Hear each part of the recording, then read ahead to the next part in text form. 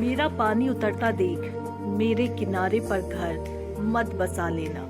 मैं समंदर हूँ, लौट कर वापस आऊंगा। साल 2019 में देवेंद्र फडणवीस ने ये लाइन कही थी। साल 2024 में देवेंद्र फडणवीस ने इन लाइनों को पूरा कर दिया। देवेंद्र फडणवीस महाराष्ट्र की सियासत में पूरे रुतबे और दबदबे के साथ लौट आए हैं। अब महाराष्ट्र की कमान उनके हाथों में है। बीजेपी के कद्दावर नेता देवेंद्र फडणवीस ने महाराष्ट्र के मुख्यमंत्री के तौर पर शपथ ली है। देवेंद्र फडणवीस ने तीसरी बार महाराष्ट्र की सत्ता की कुर्सी संभाली है। बीते 5 सालों में देवेंद्र फडणवीस ने कई उतार चढ़ाव देखे हैं। देवेंद्र फडणवीस 3 दिन के मुख्यमंत्री बने, नेता प्रतिपक्ष और उप मुख्यमंत्री जैसी भूमिका भी निभाई है। अब वो तीसरी बार महाराष्ट्र के मुख्यमंत्री बनकर महाराष्ट्र को विकास के पथ पर आगे लेकर जाएंगे। देवेंद्र फडणवीस का जीवन 22 जुलाई 1970 को नागपुर में एक मध्यम वर्गीय महाराष्ट्रियन परिवार में देवेंद्र फडणवीस का जन्म हुआ।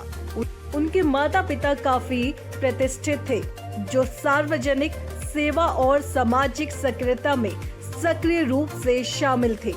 देवेंद्र के पिता गंगाधर राव फडणवीस जनसंघ के सदस्य थे और वो नागपुर से महाराष्ट्र विधान परिषद के सदस्य भी रहे।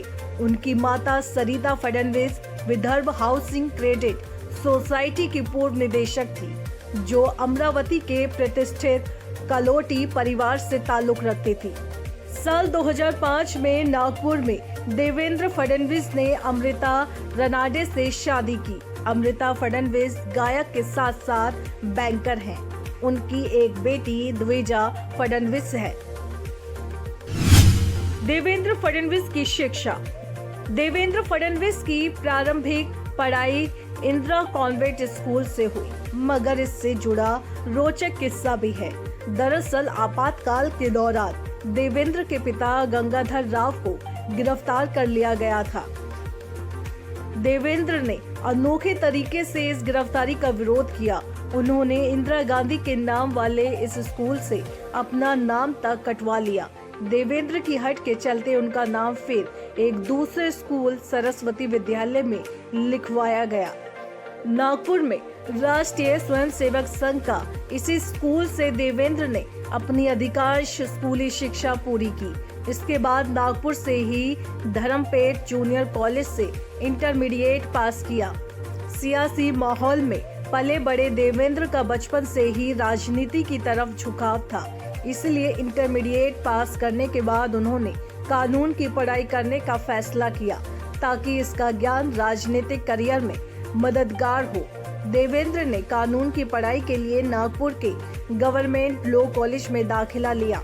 1992 में LLB की डिग्री में स्वर्ण पदक के साथ स्नातक किया। स्नातक करने के बाद स्नातकोत्तर में MBA को चुना। देवेंद्र ने DSE से बर्लिन से प्रोजेक्ट मैनेजमेंट में डिप्लोमा भी हासिल किया। देवेंद्र फडणवीस का राजनीतिक सफर। देवेंद्र फडणवीस का राजनीतिक जीवन बेहद सक्रिय और प्रभावशाली रहा है। वर्ष 1992 से 2001 तक उन्होंने नागपुर नगर निगम में वार्ड पार्षद के रूप में सेवा दी। इसके बाद 1997 से 2001 तक वे नागपुर के महापौर भी रहे। 1999 से लगातार 5 बार महाराष्ट्र विधानसभा के सदस्य चुने गए। बाद में वो वर्ष 2014 से 2019 तक महाराष्ट्र के मुख्यमंत्री रहे। इसके बाद वर्ष 2019 से 2022 तक विधानसभा में नेता विपक्ष के पद पर रहे। इसके बाद वे महाराष्ट्र सरकार में उप मुख्यमंत्री रहे और अब वो महाराष्ट्र के नए मुख्यमंत्री बने हैं। फडणवीस की राजनीतिक संगठन में भूमिकाएं। वर्ष 1989 में वार्ड संयोजक के रूप में शुरुआत करते हुए देवेंद्र फडणवीस ने 1992 में नागपुर शहर के भारतीय जनता युवा मोर्चा के अध्यक्ष बने। 1994 में उन्हें प्रदेश उपाध्यक्ष और 2001 में राष्ट्रीय उपाध्यक्ष का पद मिला। वर्ष 2010 में महाराष्ट्र प्रदेश की महासचिव और वर्ष 2013 में प्रदेश अध्यक्ष बने।